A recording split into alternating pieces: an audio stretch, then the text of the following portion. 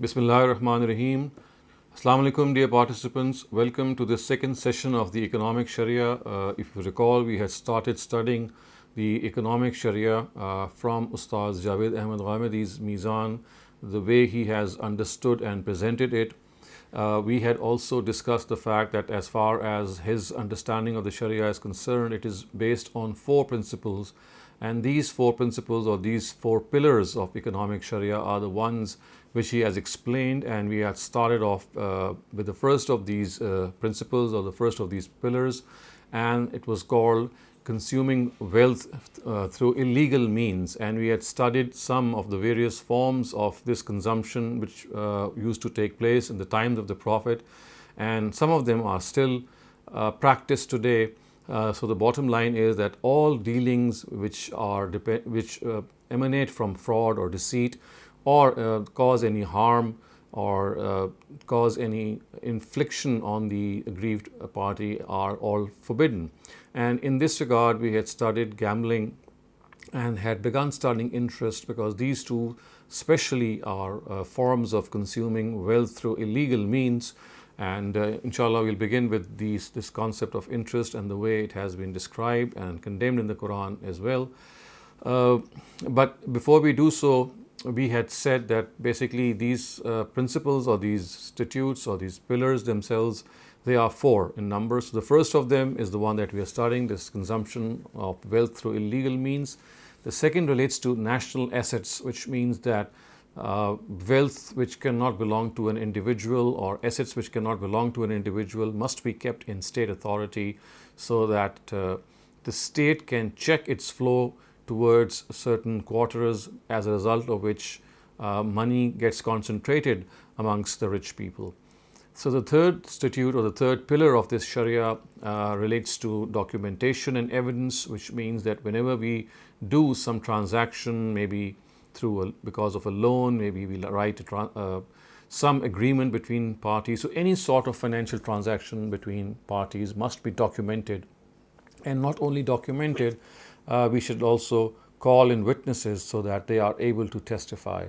And the fourth pillar of the economic Sharia relates to the distribution of inheritance, about which the Quran has given us very detailed guidance as to how we should distribute the shares of a person or the wealth of a person who has passed away.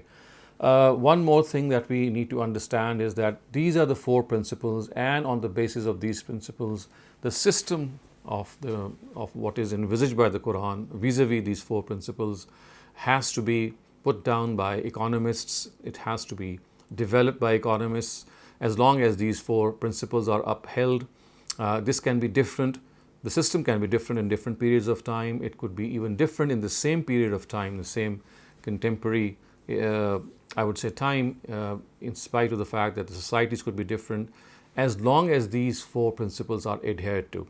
So what we can say is that these principles are eternal. These are what we call the Sharia, the economic Sharia. They constitute the economic Sharia of Islam.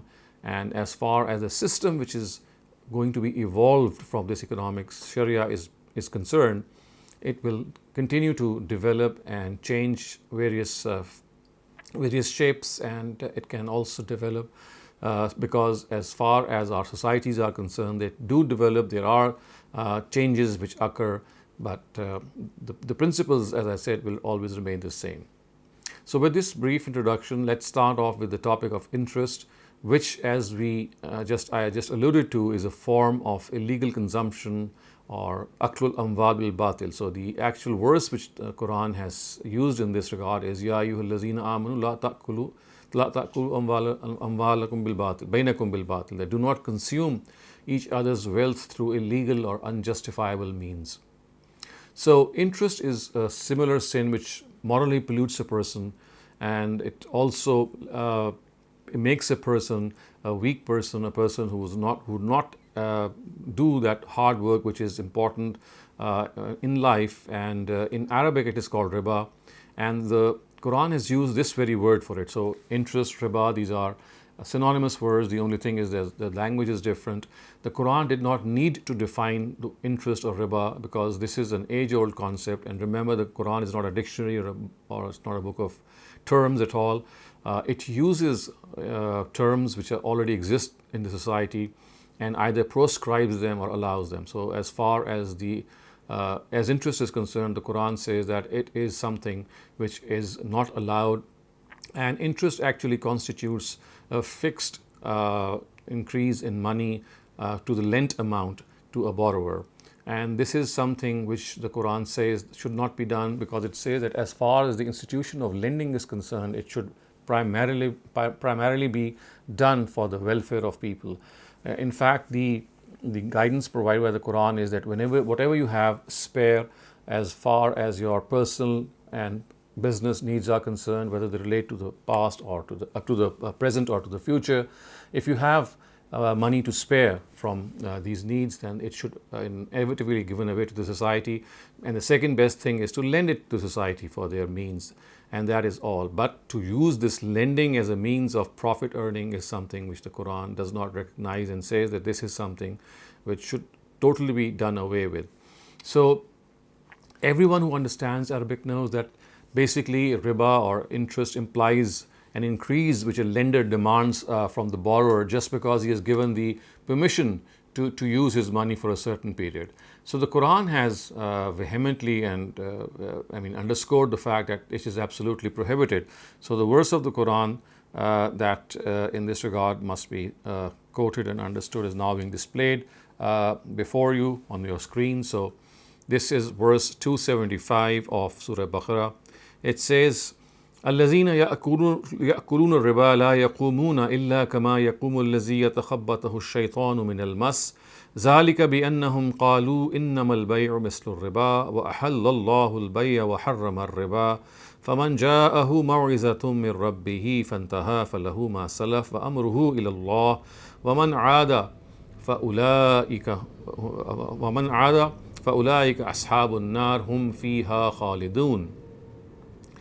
Those who devour interest will rise up on the day of judgment like the man whom Satan has driven to madness by his touch, because they claim that trading is like interest, and how strange it is that Allah has permitted trading and forbidden interest. Consequently, he who received this warning from the Almighty and desisted in obedience thereto, then whatever he has taken in the past belongs to him, and his fate is in the hands of Allah, and those who repeat the offense will be companions of the fire, and they will abide therein forever. And it is further stated right after this verse, a couple of verses after this verse, it says, Ya ayyuhallazina amanu ittaqullaha wazaru ma baqiya min ar-riba in kuntum mu'minin. فَإِن لَمْ تَفْعَلُوا فَأْذَنُوا بِحَرْبٍ مِّنَ اللَّهِ وَرَسُولِهِ وَإِن تُبْتُمْ فَلَكُمْ رُؤُوسُ أَمْوَالِكُمْ لَا تَظْلِمُونَ وَلَا تُظْلَمُونَ. Believers, fear Allah and give up what remains of your demand for interest. If you do it not, beware of war from Allah and His Prophet, and if you repent, then you can have your principal amount. Neither will you be allowed to deal unjustly, nor will you be dealt with unjustly. So this is very explicit. You can see how explicit it is that as far as consuming interest is concerned, it is absolutely prohibited. And the reason why devourers of interest will be raised up on the day of judgment as madmen owes itself to their expression of amazement on the fact that the Almighty has not prohibited trading while He has prohibited interest. And in their view, there is no difference between the two. They think that if a trader can demand profit on his capital, why can't a lender demand interest on the profit that he is making?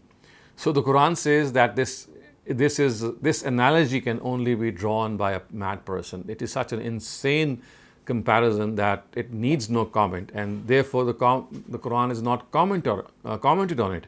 The fact that that money is lent, and on that lent money you gain profit, is so different from a profit that you gain from a capital which is invested, which of course bears all the risk of profit or loss, or it could end up in a situation that you completely lose your money. But in the case of interest, or in the case of lending, you don't lose your money, you always have the principal amount. And such is the stark difference that the Quran has not even commented on this, and it says that a person who thinks that these two are the same, I mean, there's no comparison between the two, And that is why a person who says so, the fact that it is the same. It says that the Quran says that only a madman can say this. So the reason why devourers of interest will be raised up on the day of judgment is because of this amazement on the fact that while interest is prohibited, why is that profit on capital is allowed, and there is no difference between the two. So such is the variance between the two, that only a madman can say this. So in this regard, what is also to be understood is that as far as the interest itself is concerned, it has to be understood that it is something which is not only found today, it existed in all periods of time. And the objection raised by the interest devourers, that the breed of people who regard interest and trading as analogous to one another, is not very rare at all. So the Quran has not even commented on this foolish inference. And obviously we know that a trader invests his capital in trade which is in demand from the people. He makes his merchandise available to people through hard work and by taking a lot of risk. And these people in the first place were not in a position to procure this merchandise themselves. And if they are able to do it, then it was only at a heavy cost. So a trader can never be analogous to an interest lender. Such is the stark difference between the two. So in this regard, we also need to understand that as far as the Quran is concerned, it has only prohibited the charging of interest. It has not permitted anywhere or prohibited anywhere the paying of interest. But we know that as a natural consequence of this prohibition, a person who without any genuine reason makes someone devour interest must be regarded as an equal criminal on the basis of the Quranic verse that we cannot cooperate with evil. La ta'awanu alal ism. It is said that we just cannot do it. So in this regard, there is this narrative of the Prophet which needs to be understood, because people think that just as consuming interest is forbidden, the paying of interest is also forbidden. So you can see, my dear listeners and participants of this session, that in the Quran, wherever interest has been discussed on 3 or 4 occasions, not at a single place, not at one place has the Quran ever said that interest, paying of interest is prohibited. At all times, in all instances, wherever interest is discussed, you will find aklu riba, which is the consumption or the charging of interest, which is prohibited. Now, of course, the fact that people still think that paying of interest is also forbidden, then we need to understand that this is a concept which is alien to the Quran. Yes, there is a narrative which says so, and I would like to I'd like to quote that narrative before you so that we are able to understand it and see that what it actually means. So you have this narrative now being displayed before you. It says, La'an Nabi sallallahu alaihi wasallam akil riba wa mukilahu. The Prophet has severely condemned the devourer of interest and the one who makes someone devour interest of the interest devourer. So this is something which the Prophet has of course prohibited, and we need to understand that this is something that must be understood in its proper perspective. So in this narrative, the word mukil is used. Mukil is used for a person who makes others consume interest. So linguistically, it can refer to a person who pays interest, and also to a person who, as agents of professional lenders and in this capacity, hunt for potential customers for their masters. So the point that should be understood is that the word mukil can mean the person who pays interest, which is generally understood by most scholars, and the other meaning is that it means those agents of professional lenders who help those professional lenders by bringing in various customers to their masters. So if lending on interest becomes a business, then such agents are its essential need. So you need people to bring various people to you so that you can lend on interest. This was something that went on in the past when the institution of interest had started. Without them, the business of lending interest bearing loans cannot be run. People need to be brought to an interest lender so that they are able to fulfill their need. So if the narrative relates to such people, then there is no complexity in the narrative, because this is blatant cooperation with evil.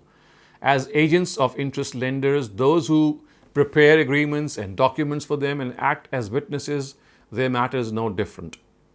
So if this is the meaning that basically the word mukil refers to agents of interest lenders, then it can only be understood because every person who is going to aid an interest lender is going to be culpable for the crime because he is cooperating with an evil business.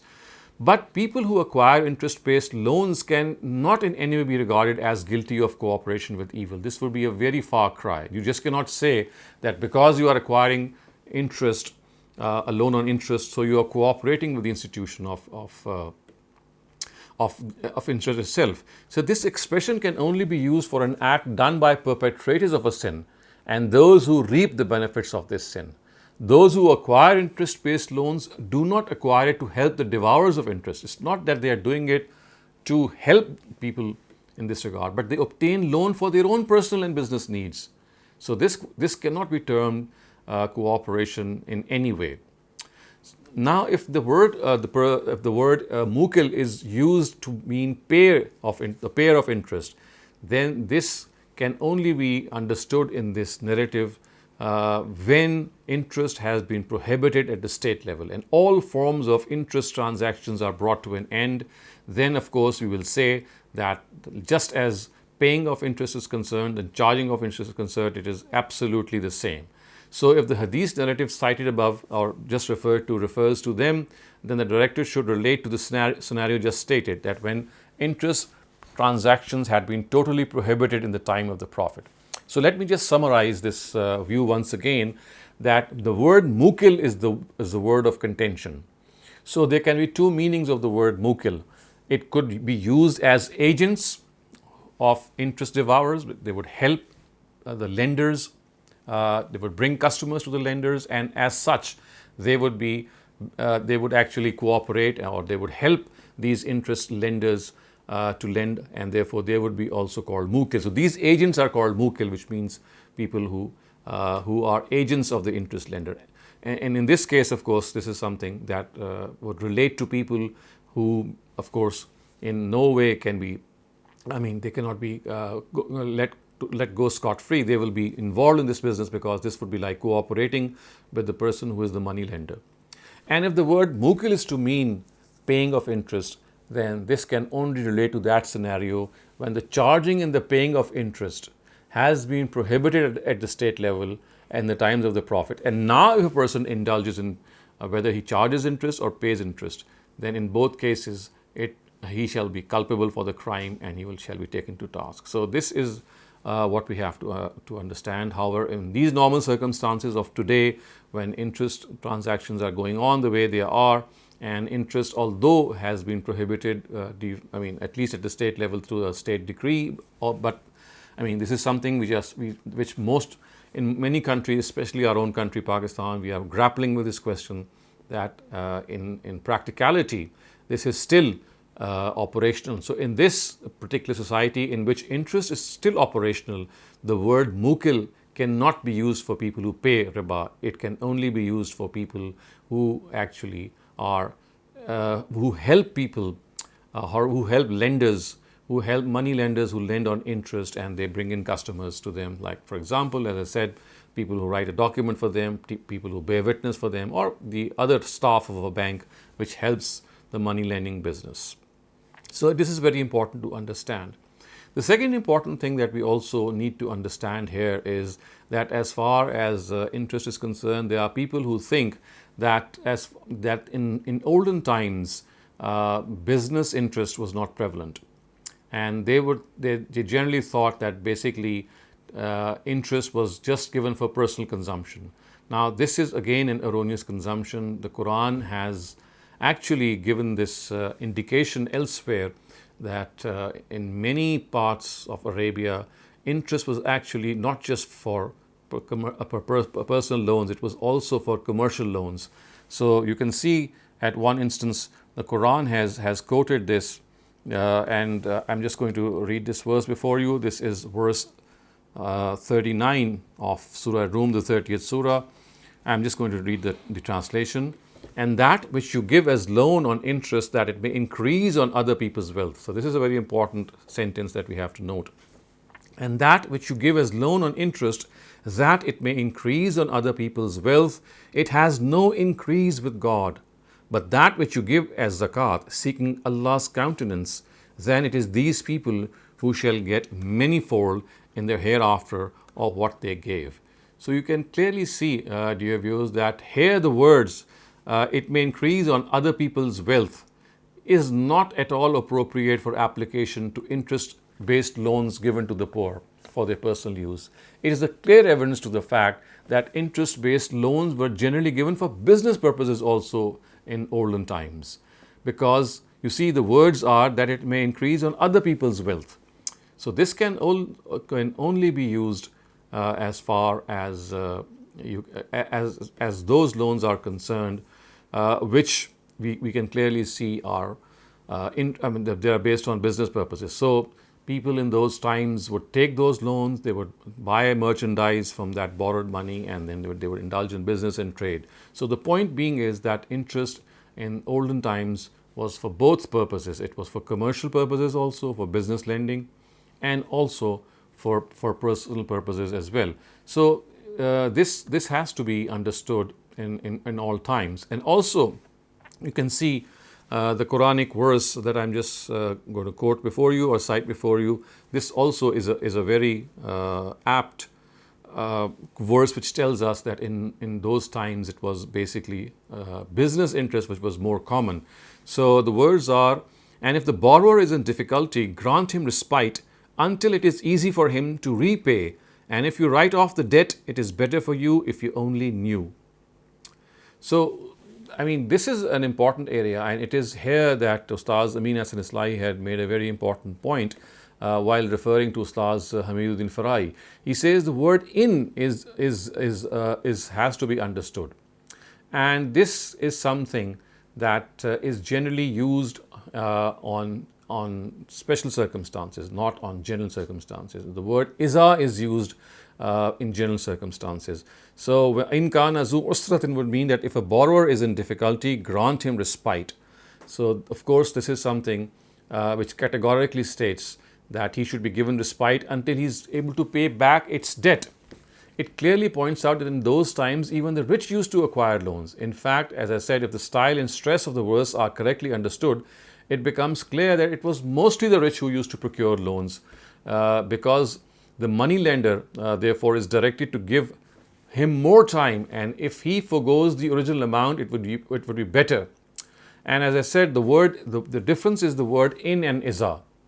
So the word "in," which is the particle of condition, is not used for general circumstances. It is only used for rare and unusual circumstances. For general circumstances, the particle "iza" is used for, so that if had it been a general circumstance, then the verse would have been "wa iza kana zu usratin."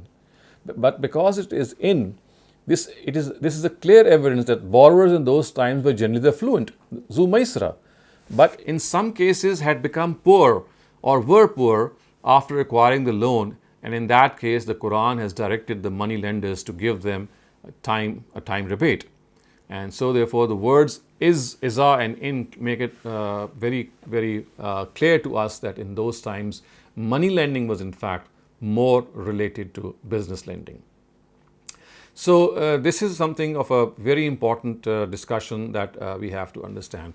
Now comes another important aspect of interest, which is basically more academic in its understanding, but the reason that we have to study it is, and the reason is that people have now actually come up with a new form of interest, and that form is called the ribal fazl. Ribal fazl means that something, the interest which is based on the spot transaction. So we know as far as the Quran is concerned and as far as the Hadiths are concerned, that as far as interest is concerned, it is only when you lend money. It cannot be on the spot transactions. For example, transactions which are made on the spot, in which there is no loan, there is no time involved. And therefore, the Prophet is emphatically directed that people should refrain from the slightest possible trace of interest while borrowing in barter as well. So when they are borrowing in barter, and that should also be something that has to be refrained from. So just let me cite this from the Prophet himself, as the way he has narrated it, and he has said that in fact we have to understand that الذهب بالذهب وزنا بوزن مثلا بمثل والفضة بالفضة وزنا بوزن مثلا بمثل فمن زاد واستزاد فهو الربا. If you lend gold, then take back the same type and the same amount of gold, and if you lend silver, then you take back the same amount, the same type of silver. For he who gave more or desired more, then this is precisely what interest is. So if you are lending in barter, then the Quran says that you must take back the same amount and same type. And then you take back the same amount, because if you do it more than that, then interest is bound to result in this case. And the second directive, which is of course something very similar to it, and that is that if you lend gold in exchange for silver, then there is possibility of interest in this. Similarly, for wheat in exchange of another type of wheat, barley in exchange for another type of barley, and date for another type of date. Indeed, if the exchange is done on the spot, then there is no harm. So the two important things are that as far as you do it hand by hand on the spot transactions, and if they are of different assets or different commodities, it has to be on the spot. But if you do it on loan, then you must take back the same amount. You just cannot, conjecture that, well, this is the amount that I'm lending, and after maybe some time, the same amount I'm going to get back, because you just cannot have that equal division in mind, and there is bound that the element of interest might creep in. So the Prophet has said that in barter transactions, this must be kept in mind. But today, as I said, this is more of an academic interest only, because barter transactions they don't go on today. It's basically currency that is being used. But in the times of the Prophet, this was something that he expressly wanted people not to indulge in. So he said that as far as interest is concerned, and when you're borrowing, and if you have gold, then you must take back the same amount of gold, and of the same type. So when you are borrowing, then don't exchange the metal with something else, because if you say that I'm borrowing gold and I'm going to take back that gold in silver, then because of a lack of precise measurements, this could always result in the fact that you take back more than you lend. So the Prophet emphatically said that whatever commodity that you lend, you must take the same commodity back, not some other commodity. And the other thing that he said was that in barter, if you are lending one type of one type of commodity in exchange for the other type of commodity, then it is essential that you do it on the spot. Don't indulge in a loan. Don't do it for a period of time, because again, interest will creep in. But as I said, we needed to understand this as far as the Prophet's own direction is concerned, because these were issues which did exist in his own times, and because of the fact that most scholars, according to Ustaz, had not been able to gauge this fact that this is something which related to barter, and this also was the result of not understanding certain narratives in which words were mixed up, in which certain words were taken from one narrative and inserted into the other narrative, and the result was that instead of being an issue related to loan, it became on the spot transaction, and it became something like the fact that if you're going to sell gold, then take the same amount of gold in exchange for that. Of course, no one would do that. So barter system. Why would I sell my gold and take back the same gold from the opposite person? So this was purely by not understanding the fact that the actual purport of the Prophet was that if you are sending or selling one type of gold or one type of grain in exchange for the other type of grain. So this is an issue which he has resolved in his treatise Meezan. People who would like to know more about it can consult his book, but primarily, as I said, it is more a question of academic importance that has resolved. But what has happened today is that because of not understanding this directive, a whole new form of interest, which is interest on the spot or ribal fazl, has arisen, And this is a form of interest which is found on the spot transactions. But as we know, that interest only is in the form of loan. It does not happen on the spot transactions. And that is why the Prophet has said, "Innama riba fin nisya," which means that interest is only on transactions of loan. On the spot transactions does not incur any riba. So as I said, this is something that has been resolved by Ustaz in this manner. Now we come to the second important area or the second pillar, I would say, of our economic Sharia, and this is what we call national assets. And you can see the verse being displayed before you. This actually is something which tells us that as far as public wealth is concerned, this public wealth cannot be given to the use of, it cannot be given to private people in their private capacities, because if you start doing this, then wealth is going to definitely accumulate in one part of the society. The rich will get more rich. So public property or public wealth must remain in the hands of the government, and therefore this is a national asset. And he has derived this understanding from the following Quranic verse, which I'm just going to read out. This is verse 7 of Surah Hashr, the 59th surah of the Quran. It says, "Ma afa Allahu ala rasulihi min ahli al-qura falillahi wa lirrasul wa lizil qurba wal yatama wal masakini wa ibnis sabil kay la yakuna dulatan bainal aghniyai minkum." Whatever the Almighty has bestowed on His Prophet from the people of the cities, it is reserved for Allah and His Prophet and the relatives of the Prophet, and the orphans and the needy and the wayfarers, so that it may not circulate only among the rich, only the rich among you. And you can see that as far as people are concerned who have qualms about the fact that the concentration of wealth is something which goes on unchecked in our society, then it is here that we need to understand that the primary reason for this is what the Quran has pointed out here, that wealth will definitely go and concentrate itself in the hands of the rich if what is publicly owned is given in private ownership. So this is something which Ustaz has derived. The context of the verse is that in Prophet's times, when people demanded that the wealth, land and assets obtained from the enemy against whom no war had been waged be distributed among them, the Quran refused this demand. So basically, the Quran said that whatever people have gained, or whatever the Islamic State has gained because of war in the form of wealth, land and assets, people said, well, why in accordance with the custom, this should be distributed among the soldiers and the people who fought.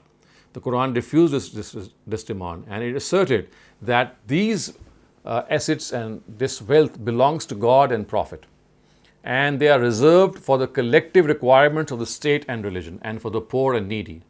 This, according to the Quran, was necessary so that wealth should not get concentrated among the rich, and that it be directed to those sectors of the society which, because of their natural disabilities and lack of resources, are unable to struggle for their livelihood, or for some reason are left far behind others in earning for themselves.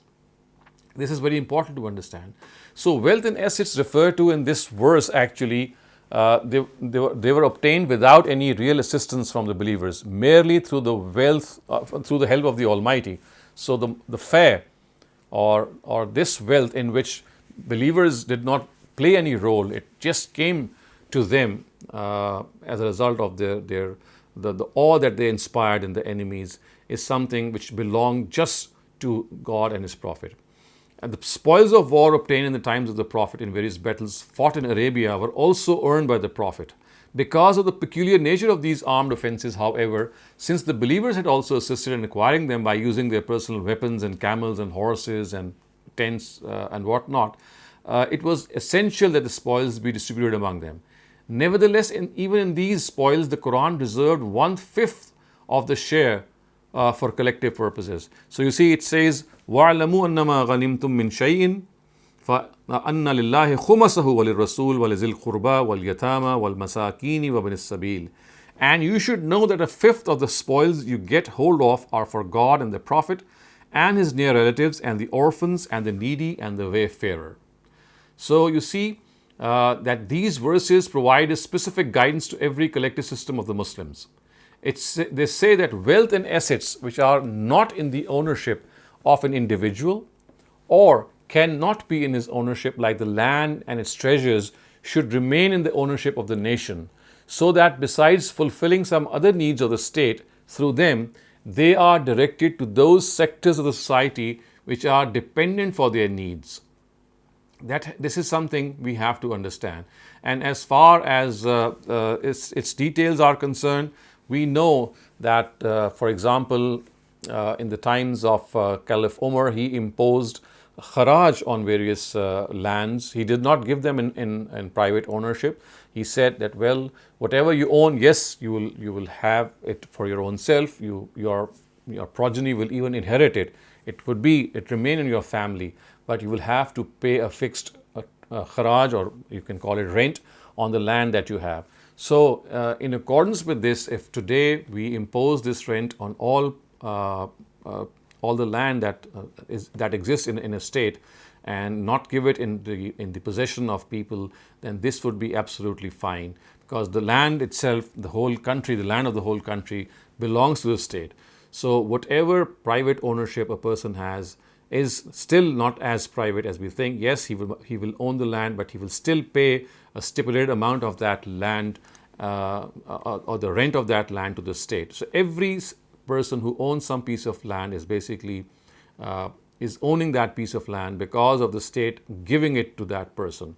And as a result of that, all this land which is acquired by people, they can pay this, or they have to pay this kharaj, or the word kharaj of course means a stipulated amount of rent that they have to pay to the government. And this, dear viewers, would also bring to light one very important source of income for the state as well. So just as the system of zakat is a very efficient system in which a lot of revenue can be generated for the state as tax, because we know, as we will study inshallah elsewhere, that zakat is not just 2.5%, it has other ratios as well. So this is one form of income as far as the state is concerned. The other form of income is this kharaj, or this rent on the land, which can be imposed on all lands which people own, whether they are in agricultural lands or personal lands, because basically the earth or the land belongs to the state. It's a collective. It's in the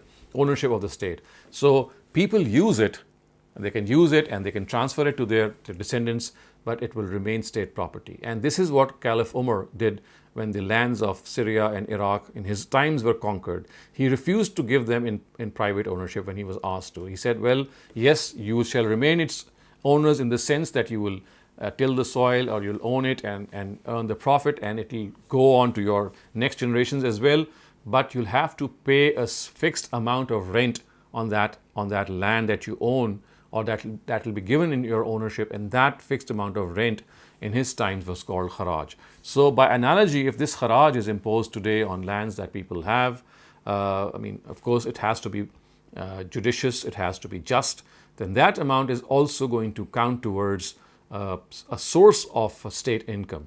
So if the kharaj is earned through these lands, and at the same time zakat is properly implemented, one can clearly see that the amount of resource and income which will be at the disposal of a Muslim or Islamic state would be substantial, and hopefully this would not need any deficit, any budget of deficit to be made. It would be a budget in which you would be generating that income from within your own resources. So I will end my discussion here. Until now we have finished two pillars of the economic Sharia. One of them is the consumption of wealth through illegal means. We have studied under that various transactions, and in particular gambling and interest. And the second is what we call the national assets, or the fact that all those things which are in the property of or in the ownership of the state must remain in the ownership of the state. It can be given to private individuals on rent, and this is as far as it can go, but it can never be transferred totally in their ownership. And this, as a result, would mean that a certain amount of rent would be imposed on that rented out on that land which has been given to them, which would then count towards state income. So now we will, inshallah, in our future sessions of economic Sharia, we will discuss the remaining two pillars of the economic Sharia. One of them is the concept of evidence and documentation whenever some transaction is made, and the other one relates to the distribution of inheritance. So inshallah, we'll take them up in our future sessions. So for now, if you have any questions, please raise them. Thank you very much, Dr. Saleem. Our first question asks, in Arabic, the word in means if, and the word iza means when. Is that accurate? It's not accurate. I mean, these were some of the these are called particles or huruf in Arabic, and they have different meanings. So in and iza are used synonymously as well. So when, and if in the English language, the word when can be used synonymously for in and iza. The next question asks, this rent of the ownership or the kharaj is 1/5, so like 20% per the ayah. Right. So let me explain this. This was something which was in the times of the Prophet when the Almighty Himself intervened, and as a result of the law with Mamul Hujjah, which we have been discussing in some of the other sessions, it was basically the soldiers whose own assets were used, and so therefore 4/5 of the spoils of war were given to them, and 1/5 was owned by the state. So today this is not the situation anymore. We now have standing armies, and the wars are not fought on the basis of God's help that is given to God's messengers as a result of the tasks that they are assigned. Today these are normal wars that are conducted, and because of the fact that the soldiers are not using their own assets like their camps or their camels or their horses, but it is being provided by the state. So whatever spoils of war that will be gathered as a result of a war, if it happens, would belong to the state. So it's not just 1/5. It will be all these, all the amount. 1/5, as I said, was in the times of the Prophet because of the peculiar nature of those wars. One, that they were fought at the behest of the Almighty with His help for the realization of a certain mission, and two, because people were using their own assets, I mean their own camels and their horses and their weapons for fighting. This is no longer the case. Now they are provided by the state itself. So now whatever the spoils of war are, whenever they are gained, they shall all end up in public treasury. So would that also include, could it also include commercial or industrial land instead of just, residential properties? Yes, all sorts of land. Because see, land is not just what you think is on the surface. I mean, when you give something to people, land is like is a deep chunk of thing. So what we are thinking of is just the horizontal part of the land. Basically, what God has given us is that horizontal and the vertical part, and we are just using that horizontal part. So basically, this land, but whether it's the commercial property, whether it's private property, any sort of property, someone is going to own it. And whoever is going to own it should think that basically it is something that has been given to them in their possession. Of course, they are, I mean, in a certain I would say format, they are its owners, but not in the sense they are its entire owners, because this land in fact belongs to the state. It has been given in the ownership of people on the condition that they will pay a certain amount of rent.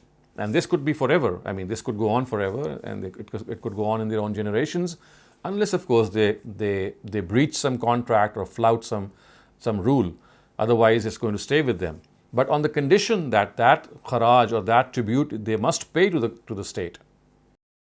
So in the cases of, for example, what the Pakistani government does with the Bahriya town or the DHA, where the government is typically selling its land to private property developers, does that mean that they're doing something wrong, or they shouldn't be doing that? It's not just in Pakistan. I mean, this is all over the world. I mean, this concept has yet to be recognized. I can say that since the times of Caliph Umar, when he took this bold step. So you see, Syria and Iraq were no small areas. They were huge countries in his times. All of Syria and all of Iraq, they got conquered in his times. And the people said that we, the conquerors, should be given this, or we, the tillers of the soil, should be given this ownership. And he refused, and he said that this belongs to the state. And because it belongs to the state, yes, you can use it, but you cannot own it in the absolute sense. So, taking cue from that, what we now understand is that it's not just in the third world country like Pakistan, it's all over the world, wherever Muslims are settled. They need to understand that this is a means of income for a state, that whatever land people have, whether they are residential lands or commercial lands or lands that are given to them because of inheritance, because they just own it, because their forefathers owned it. In all such instances, if you have to implement this condition, then from one time onwards, there should be an equitable rent imposed on all sorts of land. I say equitable because, of course, commercial lands will have a different sort of imposition, and residential lands will have a different form of imposition. And let me remind you, this is more like property tax that we are also aware of these days. I mean, property tax, the way it is taxed is, of course, has a similar ring to it, has a similar concept to it. So kharaj is like a property tax. So whether you own it on a commercial basis or on a private basis, the way we pay this property tax to our governments, it's exactly the same thing. It's analogous to that, I would say. And once it is done, you would not need to have that property tax. Assalamu alaikum, Dr. Sahab. Wa alaikum assalam. Dr. Sahab, the way you are explaining it, it means, that the oil wells or anything which are in the Middle East, they belong to the state, and Yes. it should not be spent on a royal family, all the revenues. Absolutely. Oh, okay. Thank you, sir. Asif Ali, please go ahead. Assalamu alaikum, Dr. Sahab. Wa alaikum assalam. My question is that the modern economic system is quite complex, and the financial transactions are quite complex right now. So, for example, the banking system is not easy to understand for a common person. The person who is working in a bank, the bank itself is not doing any business. They are investing in, for example, in other corporate sector than everywhere, but itself they are not doing any business, and they're earning their revenue with mainly interest. So the working in a bank, how it will fit into the mokil according to the hadith? Right.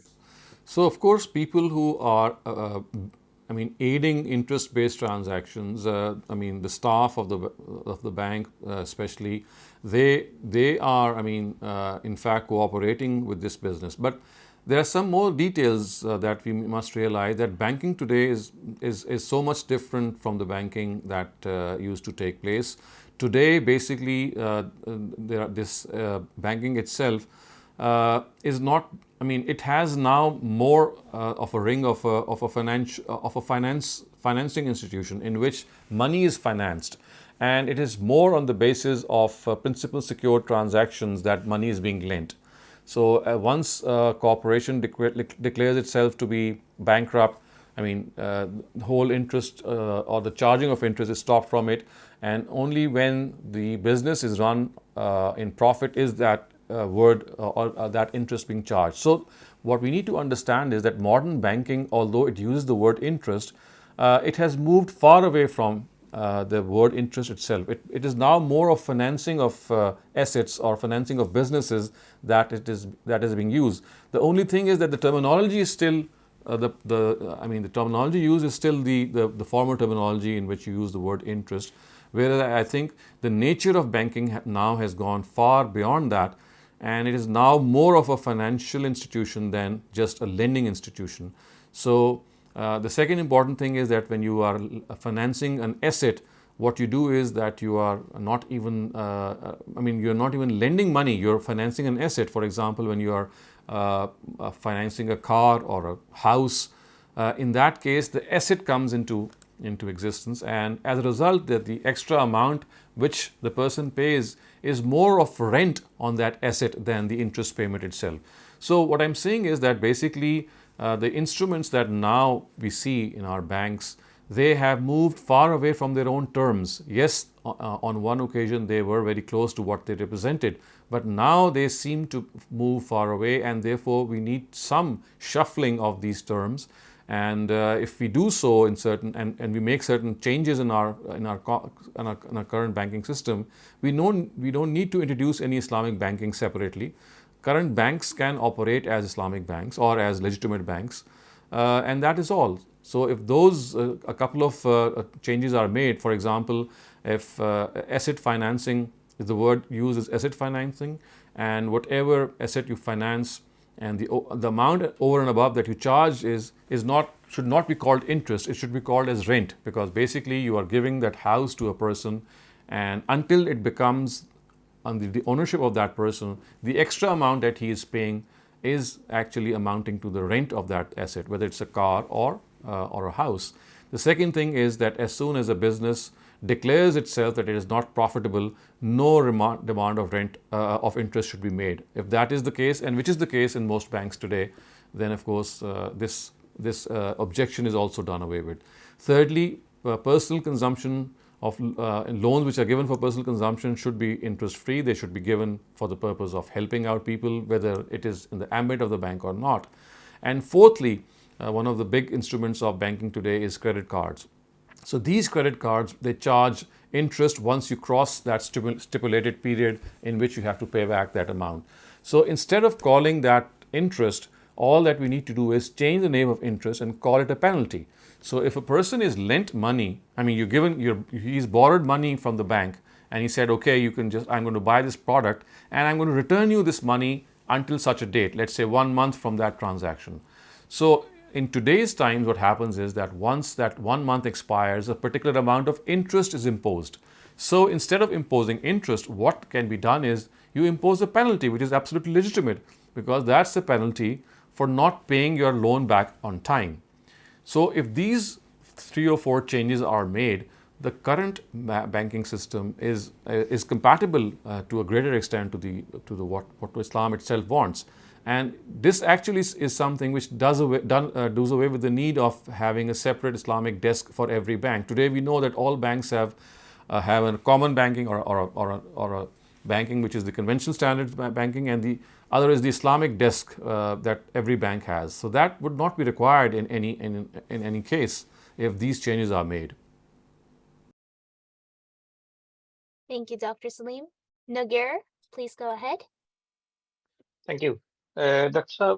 If I lended somebody 1 million about 10 years ago, Right. for the business purpose, and that person did the business for one year, and then he took all the money and just settled in Dubai, and he just signed a contract with me, given the checks and everything. So what I need to do with that person? So, I mean, you have lent the money and he has not given you back that money? I invested the money with him in some business. He did the business Okay. for 1 year, and then after that, he just wind up the business and settled in Dubai now. So you see, you have to refer to the contract that you made with him. If the contract was of a loan, I mean, in that case, the principal amount should be paid back to you, because when you lend money, the principal amount has to be the same, but in that case, you will be earning interest. However, when you invest money, so investment means that investment can undergo losses or profits, as the case may be. So you need to refer to that agreement. What is the agreement that you made, and what would be the result if the whole business is just wound up, as is the case that you've just referred to. So you see, when you make an investment, there is an agreement that you generally make, and the agreement provides you with all these solutions that whenever the business is ended, how should the money be distributed, or what should be your share.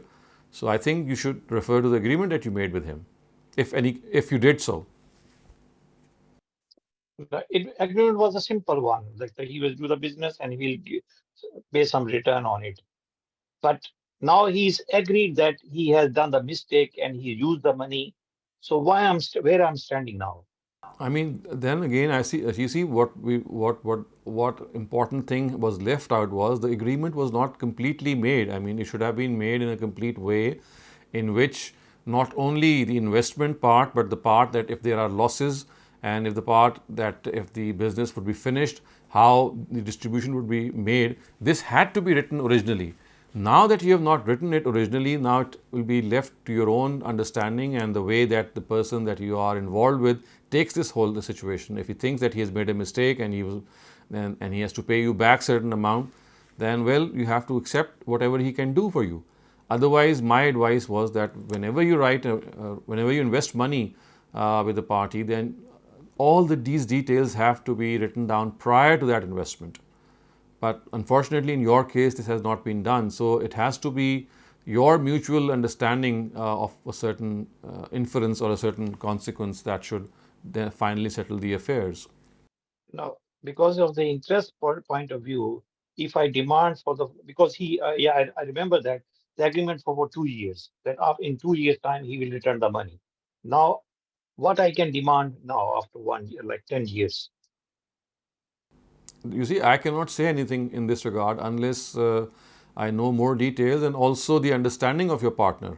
So this is a dispute that has arisen, and I just cannot give you a comment without studying in detail what your understanding was and what his understanding was. Because you see, at the moment you are telling me your understanding, so I need to hear what he understood so that I can give a fair comment.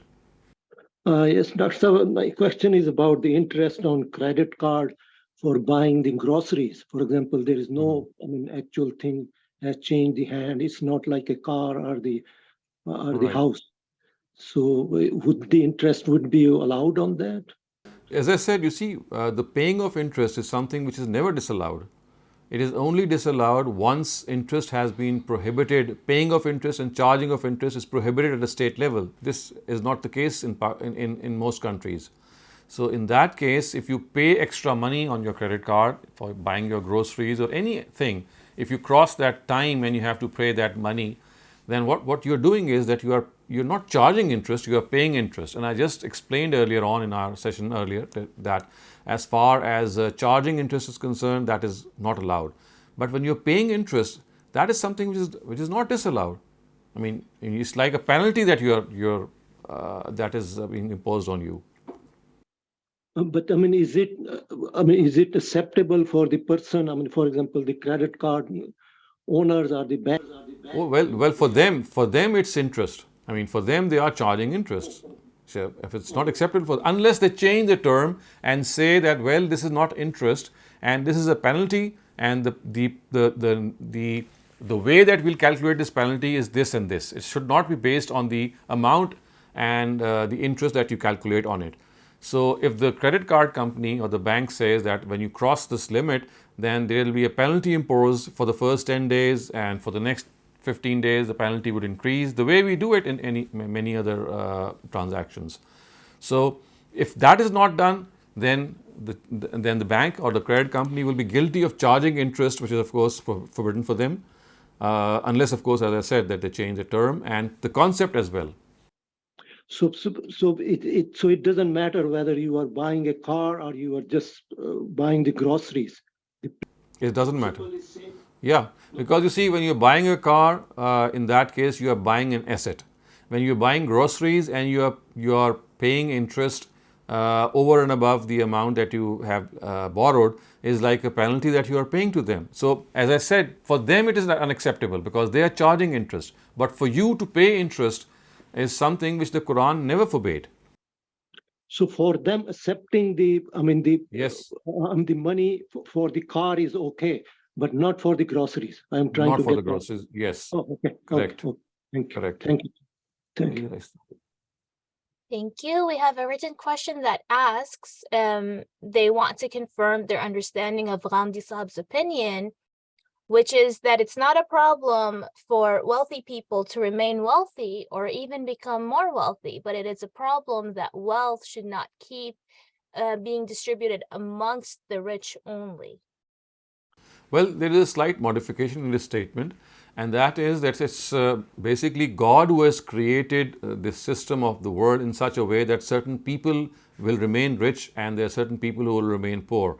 However, for the distribution of the wealth in which the rich don't become extremely rich, the Quran says that property or assets or wealth which are publicly owned or which should be publicly owned, they must not be given in private ownership. Otherwise, in this case, the rich will become much more rich and the poor will become much more poor. And the other important thing is that whether you are rich or whether you are poor, opportunities should be given in the equal sense. And the system must be based on merit and not on the basis of the fact that who is able to reach the upper echelons of the society. So if these three statutes are kept in mind, one of them is natural. You just cannot create a stateless and a classless society. This is just a dream of communism that it dreamt. The Almighty himself has created these various classes, as we saw earlier on, that they are meant so that each of these classes can serve the other people. We need the tillers of the soil, we need academicians, we need laborers, we need artisans, and at the same time we need artists. And so these are various sections of the society, and each section is dependent on the other. We just cannot eliminate this class difference. What can be done, as I said, is that opportunities should be equal, the system has to be based on merit, and thirdly, national assets cannot be given in private ownership. Thank you for that, Dr. Saleem. We've run out of on-topic questions, so we can take two off-topic questions. The first one asks whether the last generation will also die before the Day of Judgment. So what we understand is that on the Day of Judgment, whoever will remain by the time that last thunder takes place, or the last earthquake, as the Quran says, will take place, of course they'll be made to die at that time. So near that time, everyone would be everyone would be dead. So either all the generations would be dead before that time comes, or the ones that would be living would face death at the time of the advent of the Day of Judgment. Thank you, Dr. Saleem. The next question asks, worse reading, if you could please comment on it. Are worse readers mistaken Muslims? How can we correct them? And can we form matrimonial relations with them? You see, worse reading, it all depends on how you view at this whole issue.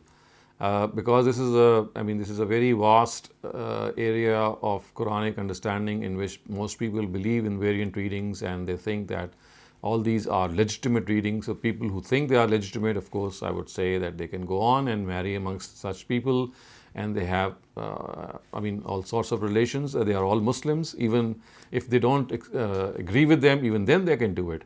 But if you ask me academically, I would say yes, these variant readings have arisen because of certain misconceptions and by not understanding certain stipulations which the Prophet or the Quran had provided. And ultimately they become a whole class of reading the Quran, a whole category or a whole type of system in which you could read the Quran in a different way. So I have done a lot of work in this area. You can refer the questioner to my lectures on this topic, but as I said, this would be my academic opinion. I would not say that they are mistaken in the sense that they are sinners and they'll be punished by God. I would say that they have committed an honest mistake, and I don't think at all that people would be called to account for honest mistakes. Thank you, Dr. Saleem. Regarding the question before about the Day of Judgment, someone is asking, would that also include animals? I assume so. Because the Quran says that on the Day of Judgment, all living beings will die, will perish.